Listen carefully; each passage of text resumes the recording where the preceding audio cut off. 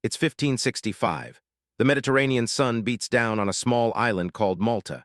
40,000 Ottoman soldiers, the most feared army on earth, are landing on the beaches. Their mission, crush 700 knights and erase Christianity from the Mediterranean forever. The odds, impossible. The outcome, a miracle that changed world history.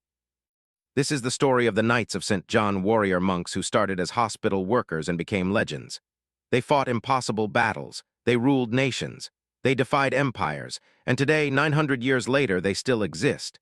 This is their untold story, from healers to warriors. The year is 1080.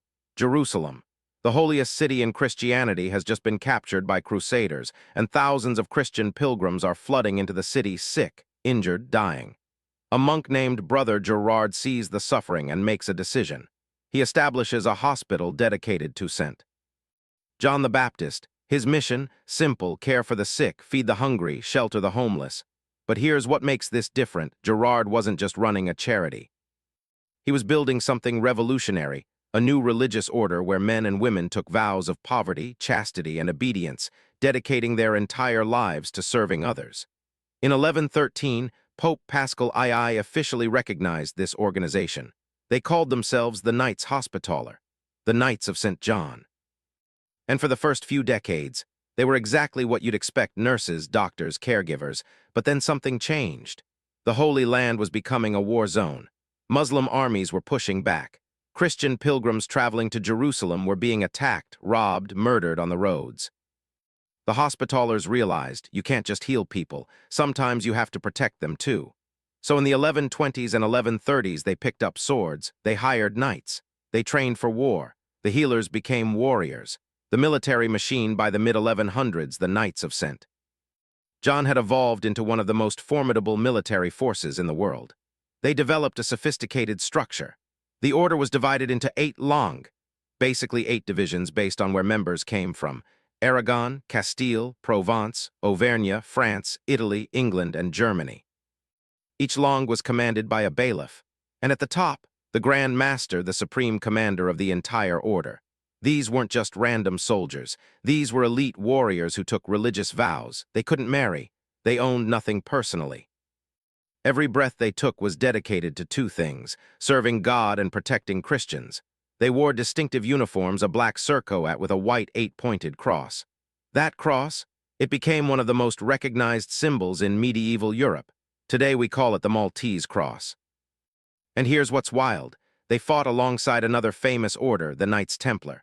Together, these 2 groups became the most powerful military organizations in the Holy Land. The journey begins. Jerusalem to Rhodes. For almost 200 years, the Hospitallers defended Christian territories in the Holy Land. They built castles. They fought in major crusades. They earned a reputation for being absolutely fearless in battle. But in 1291, everything changed. The Muslims recaptured Acre, the last major Christian stronghold in the Holy Land. The Crusades were over. Christianity had lost. The Knights were forced to retreat, first to Cyprus. Then they needed something more permanent. In 1310, after 4 years of campaigning, they conquered the island of Rhodes and several neighboring islands. And here's where it gets interesting. They didn't just occupy Rhodes. They ruled it as an independent, sovereign nation. Think about that. A religious military order running their own country. They had their own government, their own laws, their own currency. They even issued their own coinage. For over 200 years, the Knights of Rhodes controlled the eastern Mediterranean. They were the last Christian outpost in the east, constantly battling Muslim shipping and Ottoman expansion. They became known as some of the finest naval warriors in the world. The fall of Rhodes, but empires don't last forever. In 1522, Sultan Suleiman the Magnificent, one of the most powerful rulers in history, decided enough was enough.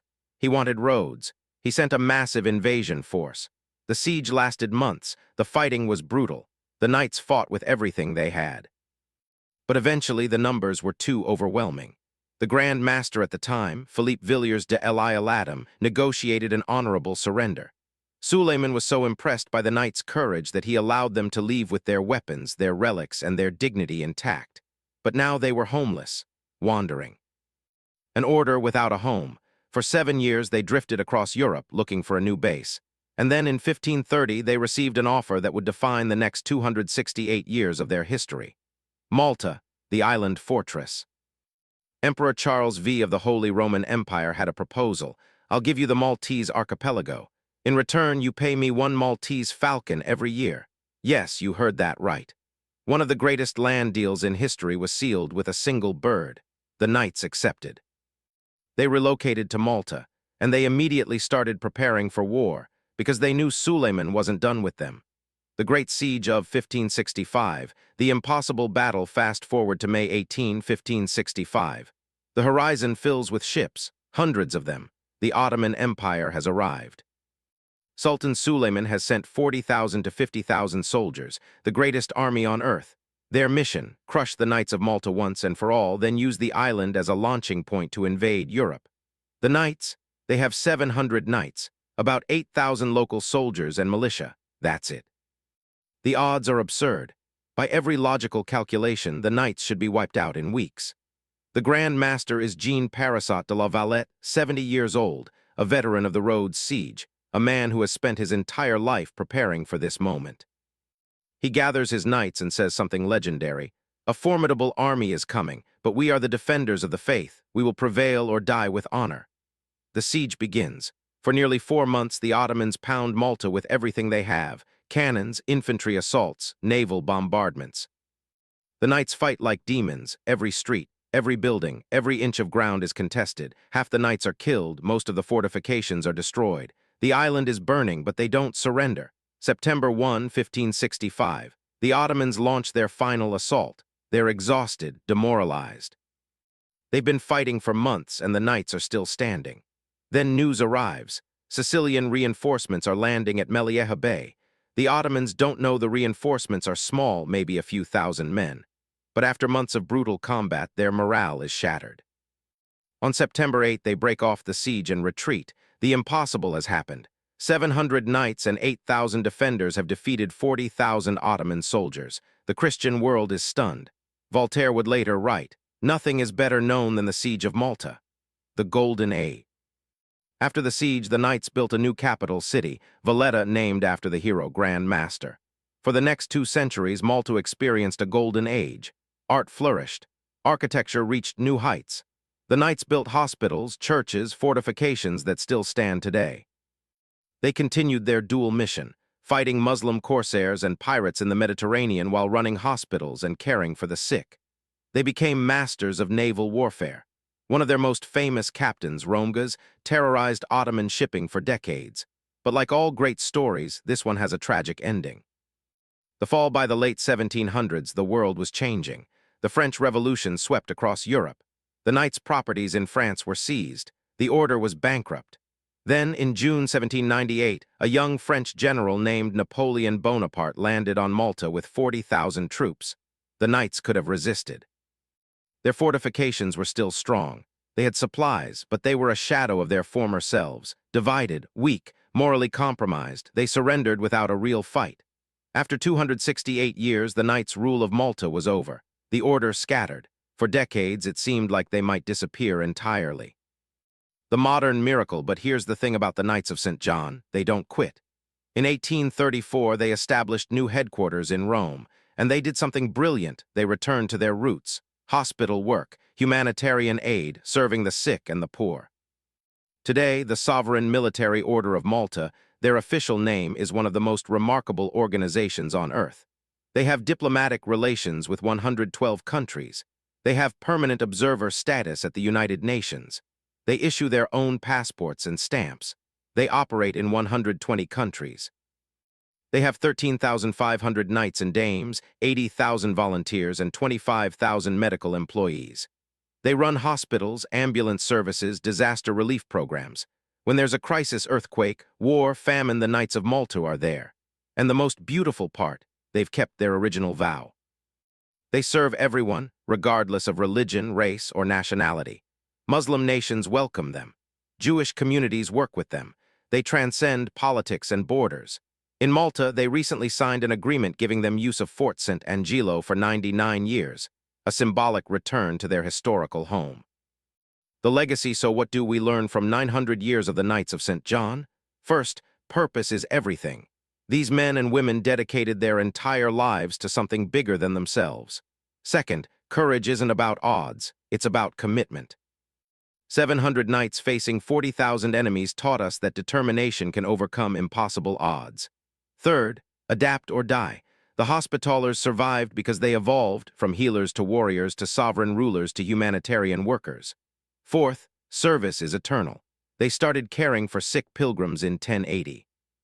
They're still doing it in 2025. That's 945 years of continuous service. The 8-pointed cross that Maltese cross they wore, each of the 8 points represents one of the 8 Beatitudes from the Sermon on the Mount. Blessed are the poor in spirit. Blessed are those who mourn. Blessed are the meek. Blessed are those who hunger for righteousness. Blessed are the merciful. Blessed are the pure in heart. Blessed are the peacemakers. Blessed are those who are persecuted for righteousness. Every knight who wore that cross was reminded this isn't about glory, it's about service. Final thoughts. The Knights of St. John aren't a Hollywood fantasy. They're not a conspiracy theory. They're real. They've been real for almost a millennium, and they're still real today. From the hospitals of medieval Jerusalem to the disaster zones of the 21st century, they've carried the same message: faith, service, and courage. The next time you see an ambulance with a Maltese cross, that symbol comes from these knights. The next time you hear about St. John Ambulance providing first aid at an event, that tradition comes from these knights. The next time someone tells you that one person can't make a difference, remember Brother Gerard in 1080, starting with nothing but compassion, building an organization that has lasted almost 1,000 years. The Knights of St. John proved that with faith, courage, and dedication, the impossible becomes possible. 700 men held off 40,000. They lost their homeland twice and rebuilt.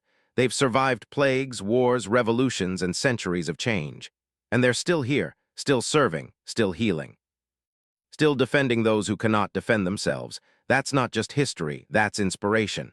If you found this story incredible, subscribe to this channel. We're uncovering the hidden histories and forgotten heroes that shaped our world. What should we explore next? The Knights Templar, the Teutonic Knights? Let me know in the comments.